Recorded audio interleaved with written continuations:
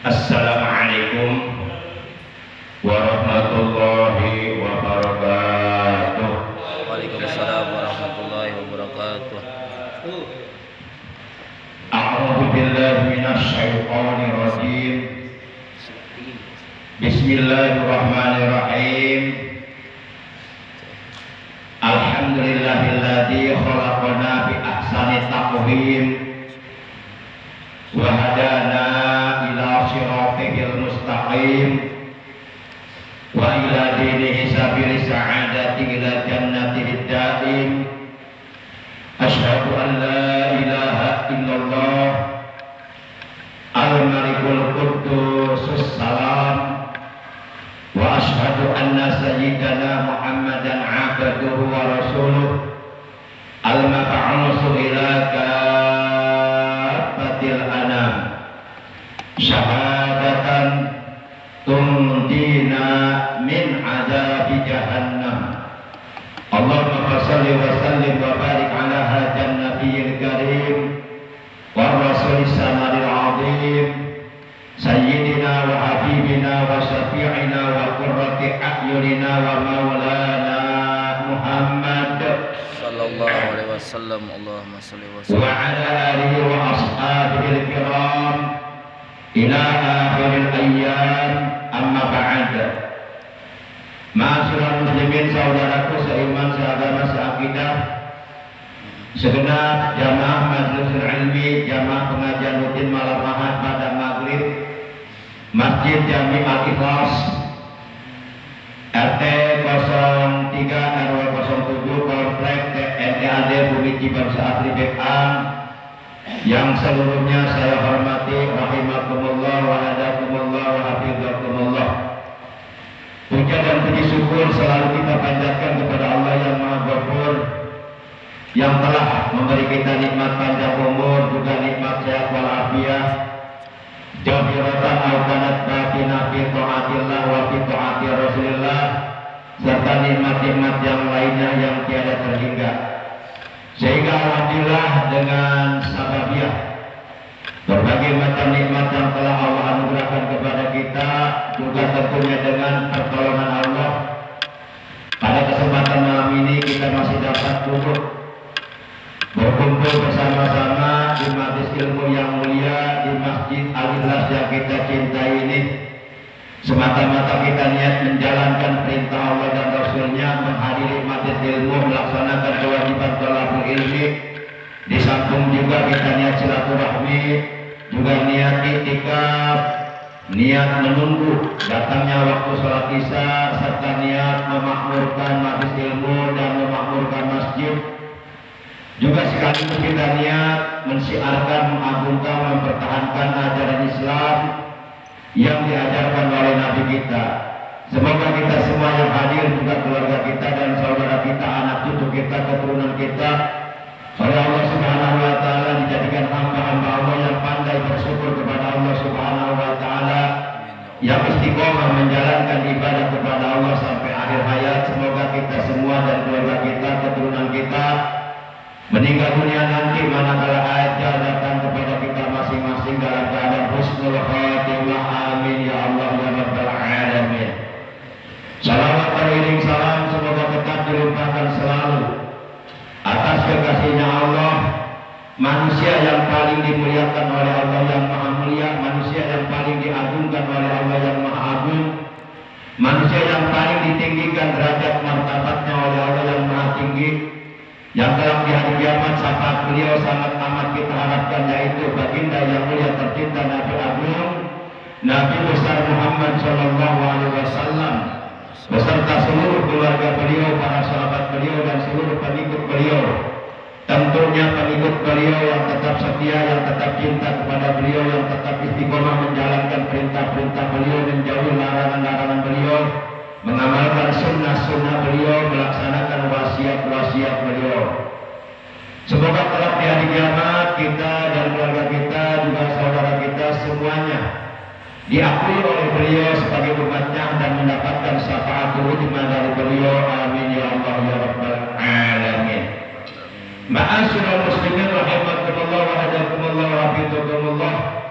Sebagaimana biasa, kita awali pengajian rutin kita pada malam ini dengan pembacaan Ummul Kitab Suratul Fatihah dan dengan pembacaan salawat atas kekasihnya Allah yang pahalanya dari kedua bacaan tersebut kita hadiahkan untuk seluruh ahli kubur keluarga kita yang saat ini masih sedang berada di alam kubur, terutama untuk kedua orang tua kita, kakek nenek kita, para sesepuh kita, paman bibi kita, kakak adik kita, anak cucu kita, guru-guru kita, dan saudara-saudara kita.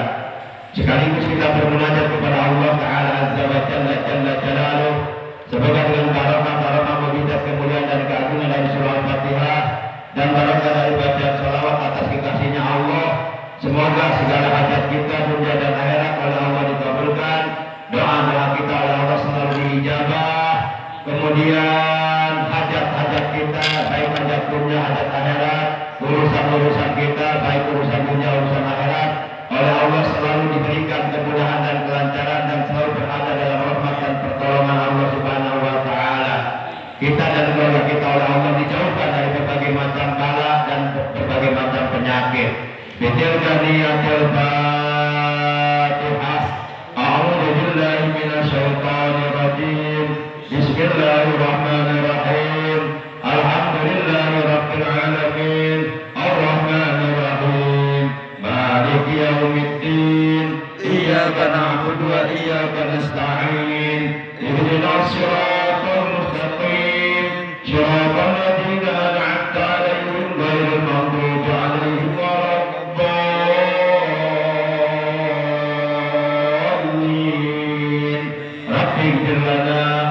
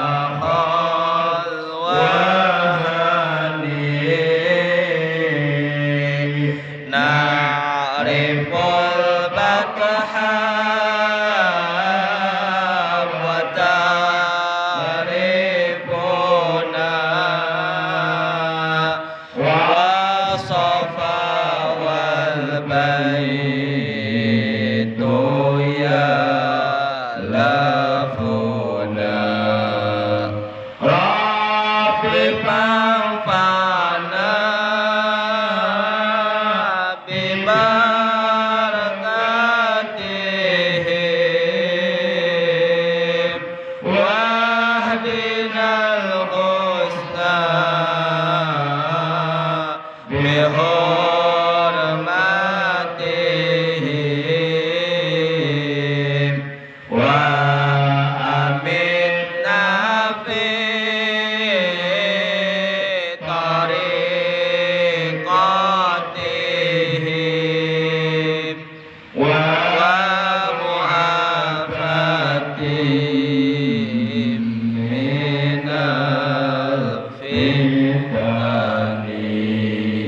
Ya Rasulullah,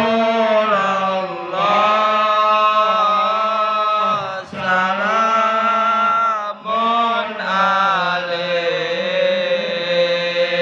ya rafi'a syani wad darati atafatay ya jiratal alami ya uhailal judi wal karami. mencari ilmu itu kewajiban yang pahalanya besar sekali. Nabi Muhammad memerintahkan supaya kita mencari ilmu. Ya Rasulullah,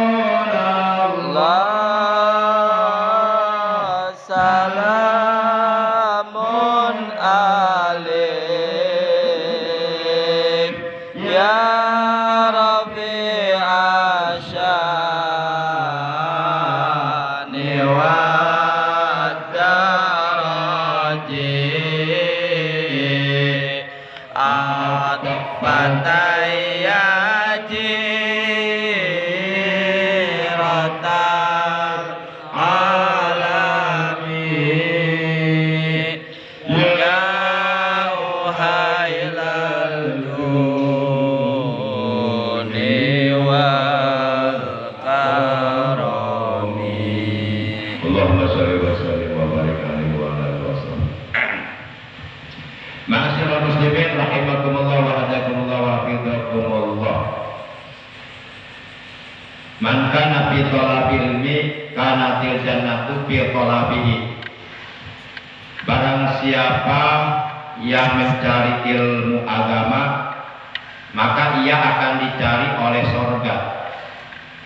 Jadi orang tersebut yang mencari ilmu agama, bukannya ia ingin masuk surga, justru sebaliknya, surga ingin dimasuki oleh orang tersebut.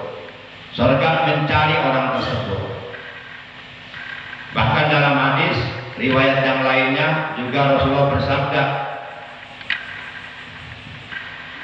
man, barang siapa yang melangkahkan kedua telapak kakinya, man salaka tariqan yaltamisu bihi ilma zahalallahu lahu tariqan ilal jannah. Barang siapa yang melangkahkan kedua telapak kakinya dengan maksud dan tujuan, dengan niat untuk mencari ilmu agama, maka niscaya Allah akan benar-benar memudahkan baginya jalan menuju ke surga. Juga dalam hadis riwayat yang lainnya, Rasulullah Shallallahu Alaihi Wasallam bersabda, "Man taqalla liyata'allama ilma ghufira lahu qabla an yaqwa." Barang siapa yang melangkahkan kedua telapak kakinya dengan niat untuk mencari ilmu agama, untuk belajar agama, maka Allah Subhanahu wa taala akan mengampuni dosa-dosanya sebelum ia melangkah. Belum saja melangkah, ada niat di dalam hati akan duduk di majelis ilmu dengan niat mencari ilmu agama, Allah mengampuni dosa-dosanya. Apalagi kalau sudah melangkah, maka setiap satu langkah kakinya Allah catat baginya pahala yang jauh lebih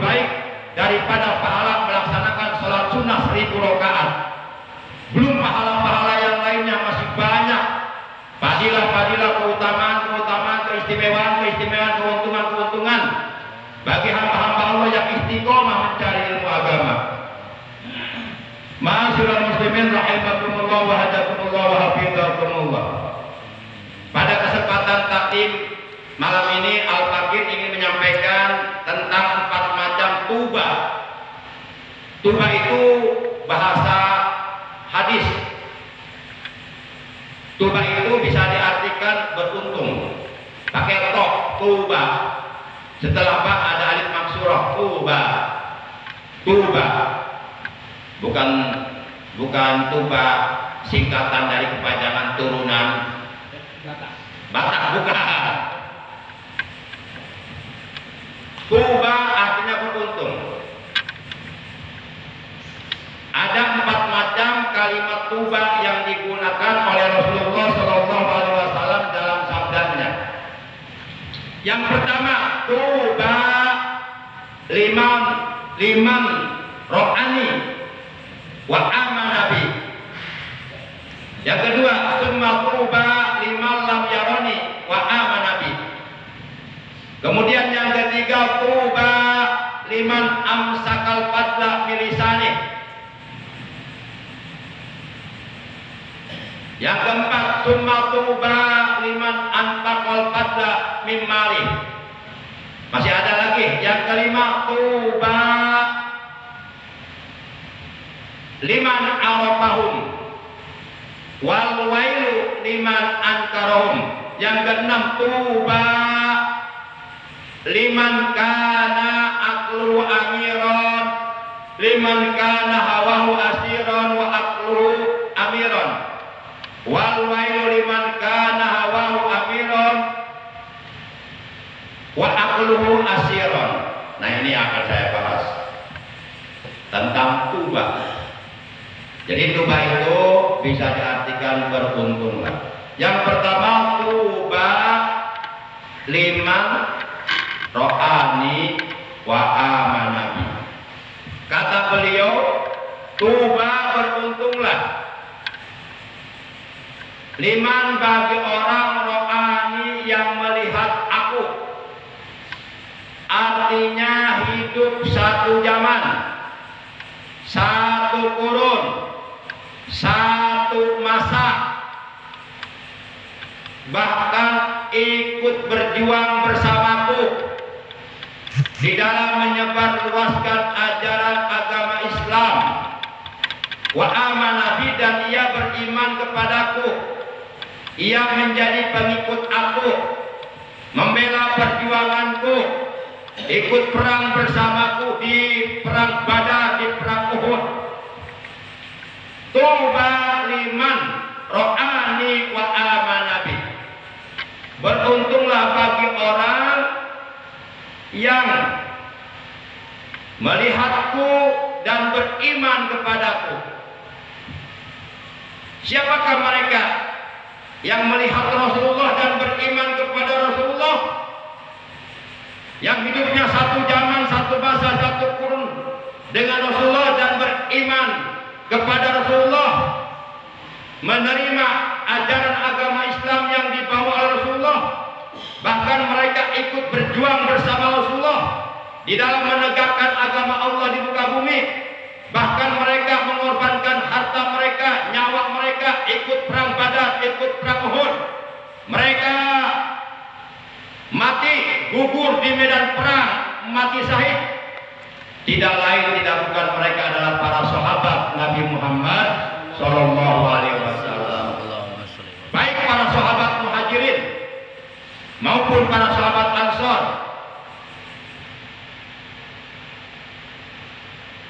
Jadi mereka adalah orang-orang yang beruntung, yang dalam Al-Quran dikatakan oleh Allah as-sabiqunal awwalun minal muhajirin wal ansar.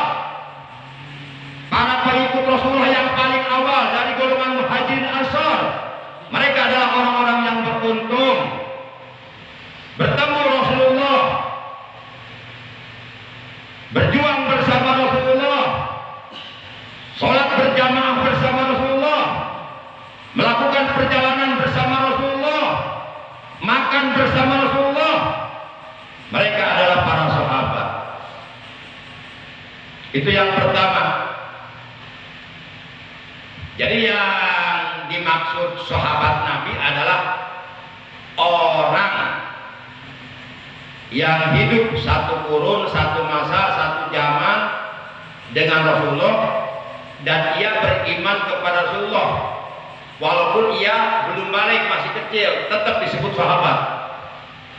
Tapi ada sahabat Nabi hidup satu zaman dengan Nabi, satu masa, satu kurun dengan Nabi, bahkan pernah mendapatkan kiriman salam langsung dari Nabi melalui Abu Bakar, melalui Umar bin Khattab, tapi belum pernah ketemu Nabi. Tapi Rasulullah tahu orang itu. Rasulullah juga belum pernah ketemu dia. Dia pun belum pernah ketemu Rasulullah. Tapi Rasulullah tahu orang tersebut punya keistimewaan, doanya diijabah oleh Allah. Sehingga para sahabat diperintahkan oleh Rasulullah untuk minta doa kepada orang itu. Siapakah dia? Dia adalah Uwais Al-Qarni. Uwais Al-Qarni mendapatkan kiriman salam langsung dari Rasulullah. Dan para sahabat diperintahkan oleh dia untuk minta doa kepada Uwais Al-Qarni karena doanya diijabah oleh Allah. Ternyata keistimewaan Uwais Al-Qarni adalah merawat, menjaga, memelihara ibu-ibunya yang sudah dalam keadaan sepuh, menyuapi makannya, membersihkan kotorannya, menggendongnya, mempapaknya. Uwais Al-Qarni punya keistimewaan dari Allah lantaran dia berbakti kepada kedua orang tuanya. Para jamaah yang dimuliakan oleh Allah Subhanahu wa taala, sehingga doanya diijabah oleh Allah. Jadi boleh jadi doa kita tertolak atau tidak sampai kepada Allah, boleh jadi salah satu di antara faktor penyebabnya kita berbuat durhaka kepada kedua orang tua kita. Itu bisa menyebabkan doa kita nggak sampai kepada Allah.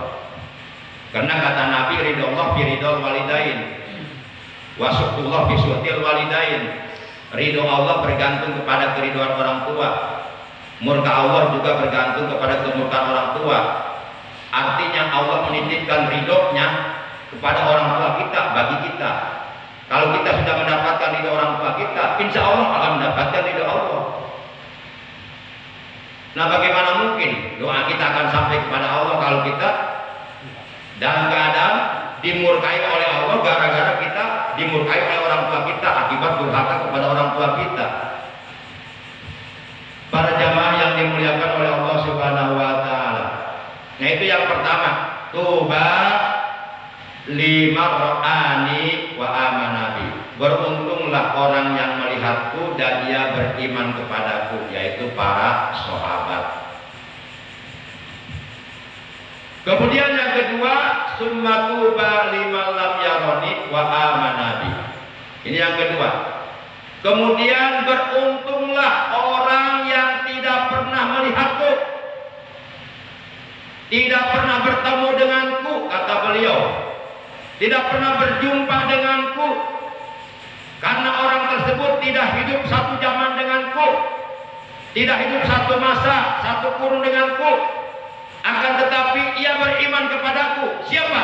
Kita. Kita nggak pernah bertemu dengan Rasulullah, nggak pernah berjumpa Rasulullah, karena kita hidup tidak satu zaman dengan beliau. Tapi kita beriman kepada beliau. Kita meyakini dalam hati kita bahwa beliau adalah benar-benar utusan Allah. Bahkan di hati kita tertanam rasa cinta kepada beliau. Bahkan kita berselawat kepada beliau. Perintah-perintah beliau kita taati, kita patuhi, kita tunduki, kita jalankan. Nah, ini beruntung kita. Kita termasuk orang-orang yang dirindukan oleh Rasulullah. Rasulullah belum pernah melihat kita, tapi kita beriman kepada Rasulullah. Rasulullah ingin tahu siapakah mereka, manakah mereka yang tidak pernah berjumpa denganku, yang tidak pernah melihat aku, tapi mereka beriman kepada aku, mengikuti agama Islam yang aku bawa. Aku rindu kepada mereka. Kita semuanya, kita harus bersyukur menjadi umatnya Nabi Muhammad SAW. Para nabi yang lainnya sebenarnya ingin menjadi umat beliau, tapi nggak bisa. Alhamdulillah kita ditakdir oleh Allah menjadi umat Nabi Muhammad SAW. Menjadi umat Nabi Muhammad itu banyak keistimewaannya. Pertama, nanti umat Nabi Muhammad di hari kiamat oleh Allah akan dipersilahkan masuk surga lebih dulu daripada umat-umat Nabi yang lainnya. Kita umat terakhir, tapi di hari kiamat akan dipersilahkan masuk surga lebih dulu daripada umat-umat yang lainnya. Nah, itu keistimewaannya. Umat Nabi Muhammad kalau berbuat dosa sekarang, itu dosanya apa?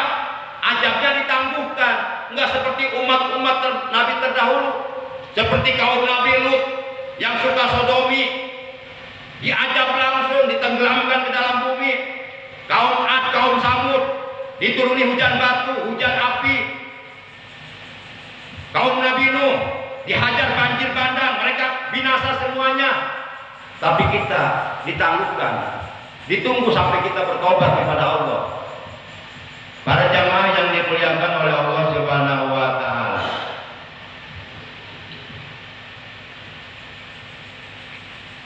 Itu yang kedua. Sumatuba liman lam yaroni wa amanabi. Kemudian beruntunglah orang yang tidak melihatku, tidak bertemu denganku, karena hidup tidak satu masa denganku, akan tetapi ia beriman kepadaku, mengikuti agama Islam yang aku bawa, mengamalkan ajaran Islam yang aku ajarkan. Beruntunglah bagi mereka. Kemudian yang ketiga, tuba liman arafahum wal wailu liman ankarahum. Yang ketiga, beruntunglah bagi orang yang mengenal para ulama sebagai pewaris para nabi, dan kecelakaanlah bagi orang yang ingkar terhadap para ulama. Dan ini kata-kata merupakan kata-kata yang disampaikan oleh malaikat Jibril kepada Nabi Muhammad SAW ketika beliau bertanya kepada malaikat Jibril tentang para ulama. Malaikat Jibril menjawab, hum suruju ummatika fid dunya tuba liman arafahum wal wailu liman ankarahum. Kata malaikat Jibril, para ulama itu adalah pelita-pelita umatmu di alam dunia, yang menerangi umatmu di alam dunia dari kegelapan, dari kesesatan. Maka beruntunglah yang mengenal para ulama, yang mencintai para ulama, yang dekat dengan para ulama, yang sering berkumpul dengan para ulama, yang sholat bareng bersama para ulama, yang berjuang bareng bersama para ulama, yang warasatul anbiya, para ulama yang soleh-soleh, para ulama yang istiqomah dalam menegakkan kebenaran di muka bumi. Beruntunglah bagi mereka, kata malaikat Jibril. Wal wailu liman ankarahum, dan celakalah bagi mereka yang ingkar terhadap para ulama yang warasatul anbiya. Terhadap para ulama yang tetap konsisten komitmen memegang teguh amanah dari para rasul untuk melanjutkan perjuangan para rasul dalam rangka menegakkan agama Allah di muka bumi. Para jamaah yang dimuliakan oleh Allah Subhanahu wa taala, itu yang ketiga. Tuba liman arafahum wal wailu liman ankarahum. Beruntunglah bagi orang yang mengenal ulama, cinta kepada ulama, dekat dengan ulama. Tentunya ulama yang soleh, bukan ulama yang toleh. Karena ulama ada dua, ada ulama solih, ada ulama tolih. Ada ulama yang baik, yang lurus, yang istiqomah di jalan Allah. Ada ulama yang tolih, ulama yang tolol, yang menjual agama demi jabatan. Itu jangan, nggak usah diikuti ulama kayak gitu, ulama dunia itu. Penjilat itu namanya. Baik, kemudian yang keempat, tuba liman amsakal fadla min lisani. Ini yang keempat. Kata Rasulullah, tuba liman amsakal fadla min lisani. Beruntunglah bagi orang yang mampu menahan kelebihan dari ucapannya. Artinya dia berucap, berkata, berbicara sesuai kebutuhan. Itu pun kalau bermanfaat untuk orang lain. Itu pun kalau berguna, berfaedah untuk orang lain. Dia katakan, dia keluarkan ucapannya, dia keluarkan kata-katanya. Tapi kalau sekiranya tidak bermanfaat, tidak berfaedah, tidak ada gunanya untuk orang lain, dia tahan ucapannya. Beruntunglah orang yang seperti ini. Jadi berbicara seperlunya, sesuai kebutuhan saja. Dan itu pun kalau memang ada manfaatnya.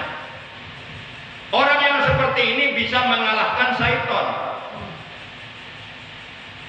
Syaitan gedeg, kesel sama orang yang seperti ini. Rasulullah SAW beliau telah bersabda, "Ukhdud lisanaka illa min khair, fa inna bidzalika taghlibu syaitan." Tahan lidahmu, tahan lisanmu, tahan ucapanmu, tahan pembicaraanmu, tahan perkataanmu, kecuali untuk mengatakan yang baik-baik saja, kecuali untuk menyampaikan yang benar, kecuali untuk menyampaikan yang bermanfaat, kecuali untuk menyampaikan yang berfaedah, yang berguna untuk orang lain. Akan tetapi jika ucapanmu tidak berfaedah, tidak bermanfaat, mengandung dosa, tahan ucapanmu, jangan kau keluarkan. Cukup di dalam hatimu saja. Karena dengan cara seperti itu artinya engkau telah mampu mengalahkan syaitan.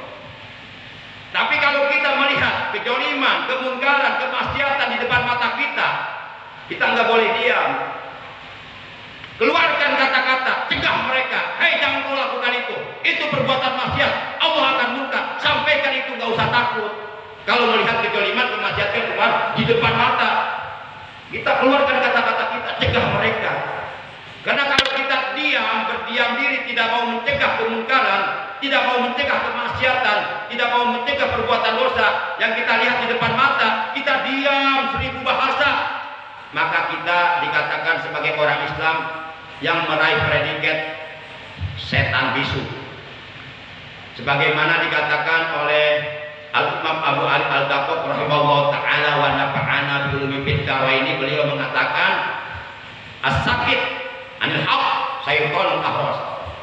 Orang yang berdiam diri, tidak mau bicara tentang kebenaran, takut menyampaikan kebenaran, takut menyampaikan yang hak adalah hak, yang batil adalah batil, takut dipenjara, takut dibunuh, diam. Orang yang seperti ini adalah syaitanul ahras, setan yang bisu. Naudzubillah min dzalik. Walaupun dia ahli sholat, walaupun dia ahli tahajud, walaupun dia ahli puasa, walaupun dia ahli Quran, suka baca Quran, tapi kalau dia berdiam diri, tidak mau menyampaikan kebenaran, syaitanul ahras adalah syaitan yang bisu. Itu tuba yang ke berapa?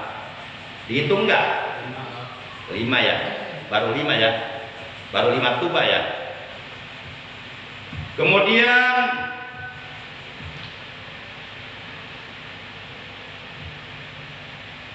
summa tuba, ini yang ke-6 nih. Summa tuba liman anfaqal fadla mim malihi. Ini tuba yang ke-6. Kemudian beruntunglah bagi orang yang mengeluarkan kelebihan dari hartanya. Kita punya harta banyak, berlimpah ruah, brok dipantok, brok dijuru, ngalayan di tengah imah, uang banyak berlipat-lipat, rumah mewah, gedung bertingkat, mobil banyak serba mengkilat, istri cantik memikat, jumlahnya 4, banyak kelebihan uang, banyak kelebihan harta. Kemudian kelebihan uang, kelebihan harta yang kita miliki, kita keluarkan di jalan Allah, kita infakkan, kita sedekahkan kepada fakir miskin untuk kepentingan agama. Beruntunglah orang yang seperti ini, dia akan dipersilakan masuk surga lebih dulu daripada haji mabrur, daripada orang mati syahid, daripada ulama. Jadi walaupun kita bukan orang yang mati syahid, walaupun kita bukan seorang ulama, walaupun kita bukan haji yang mabrur, tapi di akhirat kita ada kesempatan bisa masuk surga lebih dulu dari mereka, asalkan kita mau mengeluarkan harta kita di jalan Allah untuk kepentingan agama dan untuk kepentingan umat Islam. Itu yang disebut orang dermawan. As-sahih qaribu minallah, qaribu minan nas, qaribu minal jannah, wa ba'idu minan nar. Orang yang dermawan itu dekat dengan rahmat Allah, dekat dengan kasih sayang Allah, disukai oleh Allah, disenangi oleh Allah. Orang dermawan itu membuat Allah senang. Sholat yang kita kerjakan belum membuat Allah senang. Tahajud yang kita lakukan tiap malam belum membuat Allah senang. Tapi orang dermawan, kalau kita dermawan, suka membelanjakan harta di jalan Allah, itulah yang membuat Allah senang. Orang dermawan disenangi Allah, dekat dengan Allah, dekat dengan manusia, disukai oleh manusia. Seluruh manusia suka kepada orang yang dermawan. Ya, pastilah sukalah. Nah, kalau ada orang nggak suka sama orang dermawan, orang doon itu. Lagi yang dikasih uang sama orang dermawan, masa nggak suka, malah benci. Orang dermawan itu dekat dengan Allah, dekat dengan manusia, dekat dengan sorga, dan jauh dari api neraka. Sebaliknya orang yang pelit, bin bakhil, bin kikir, bin buntut kasiran, bin merecet koning cap jahe, mereke hese, tanah daik mereka batur, pelit, 17 setan. Masya Allah, banyak banget 17 setan pelitnya. Masya Allah. Nah, orang yang pelit ini, kata Nabi, ba'idu minallah, ba'idu minan nas, ba'idu minal jannah, qaribu minan nar. Jauh dari Allah, jauh dari manusia, jauh dari surga, dekat dengan neraka. Kita walaupun ahli ibadah, tapi kalau kita punya harta pelit, nggak disedekahkan, nggak dikeluarkan zakatnya, itu diharamkan masuk surga. Ketika Rasulullah setelah dalam peristiwa Isra Mi'raj, setelah menerima perintah sholat dari Allah, Rasulullah diajak jalan-jalan berkunjung ke dalam surga, dikawal oleh malaikat Jibril. Ketika beliau mau masuk surga, di atas pintu surga ada tulisan anti haramun ala bakhil. Kata Allah, hei surga, kau haram dimasuki oleh orang-orang yang bakhil, yang kikir, yang pelit. Makanya orang biasa-biasa saja, ilmunya biasa-biasa saja, ibadahnya biasa-biasa saja, tapi dermawan, itu lebih dicintai oleh Allah daripada orang berilmu tapi pelit, daripada orang ahli ibadah tapi pelit.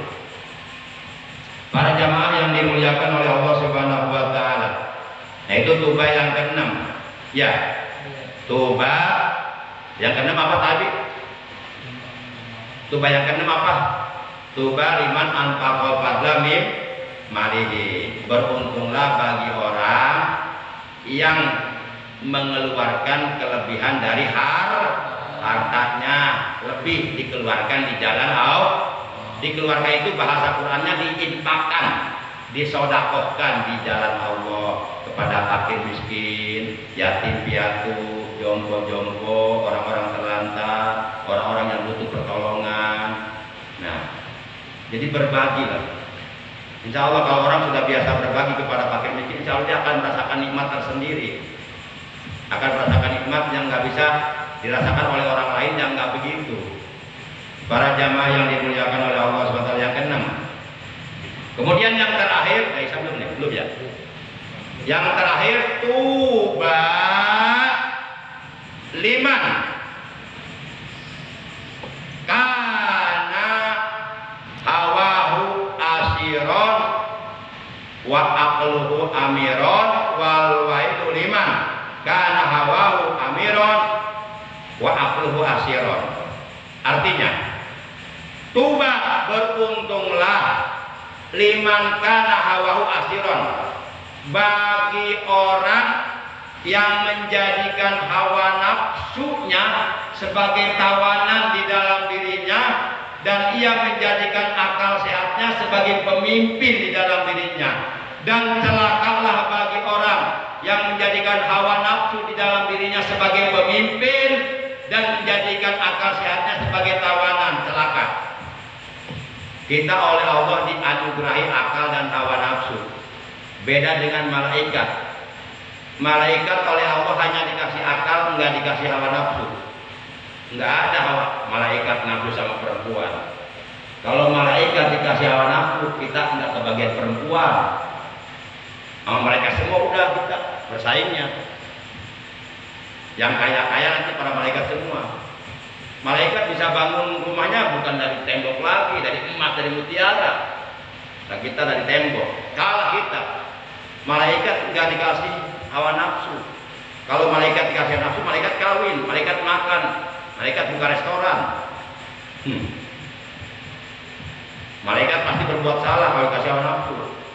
Malaikat hanya dikasih akal, nggak dikasih hawa nafsu. Kemudian binatang dikasih hawa nafsu, nggak dikasih akal. Jadi kita ini manusia dikasih akal, dikasih hawa nafsu. Jadi kita ini berada di tengah-tengah. Malaikat di atas dikasih akal, nggak dikasih hawa nafsu. Makanya malaikat itu hamba-hamba Allah yang dimuliakan oleh Allah. Mereka senantiasa menjalankan perintah Allah, tidak pernah berbuat durhaka kepada Allah. Malaikat itu makhluk tanpa alternatif, diciptakan oleh Allah hanya untuk taat kepada Allah. Itu malaikat. Kemudian di bawah binatang dikasih nafsu, nggak dikasih akal. Makanya binatang itu nggak punya akal, nggak ada. Binatang ikut sekolah, ikut ngaji, ikut duduk di majelis taklim, majelis ilmu malam ini nggak ada. Ini semua manusia, nggak ada binatang ini. Malaikat binatang itu nggak dikasih akal, dikasih nafsu doang. Malaikat itu pekerjaannya 5M. M pertama makan, M kedua modal, M ketiga molor, M keempat main, M kelima empok-empok. Nah, itu udah. Nah, kita jangan seperti binatang, pekerjaannya hardolin, dahar modal ulin, nggak mau ibadah, sama aja binatang. Lihat kambing, kambing sholat nggak? Enggak. Makan nggak? Makan, sama dengan kita. Kambing modal nggak? Modal, sama dengan kita modal. Bedanya kambing nggak sholat, kita sholat. Nah, kalau kita nggak sholat ya sama dengan kambing. Gitu. Sama dengan binatang kita, nggak ada harganya. Kita akan lebih rendah. Kalau kambing nggak sholat wajar, karena kambing nggak dikasih akal dan nggak diperintahkan sholat. Tapi kalau manusia dikasih akal, diperintahkan sholat, banyak makan nikmat dari Allah, nggak sholat, lebih dari kambing manusia itu. Derajatnya turun, lebih rendah daripada binatang. Tapi kalau manusia bertakwa kepada Allah, derajatnya naik, kemuliaannya melebihi kemuliaan malaikat. Contohnya Nabi Muhammad, kemuliaannya melebihi kemuliaan malaikat. Nah, kita tinggal milih mau naik mau turun. Para jamaah, maka jadikanlah hawa nafsu di dalam diri kita sebagai tawanan. Jangan sekali-kali hawa nafsu yang ada dalam kita dijadikan sebagai pemimpin. Artinya segala keinginan hawa nafsu selalu kita perturuti. Bahaya itu.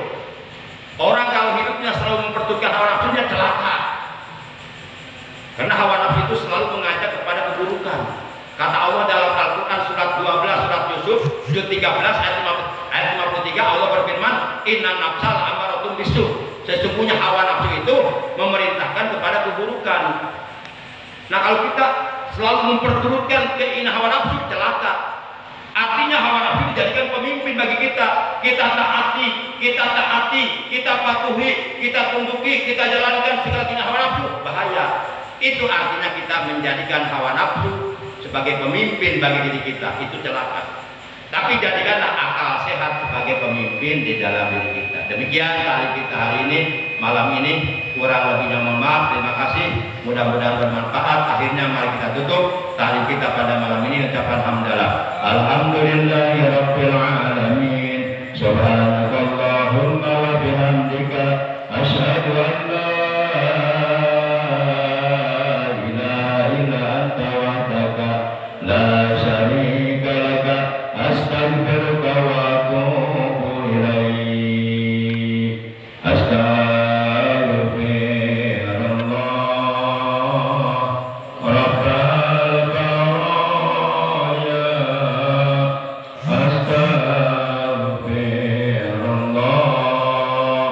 min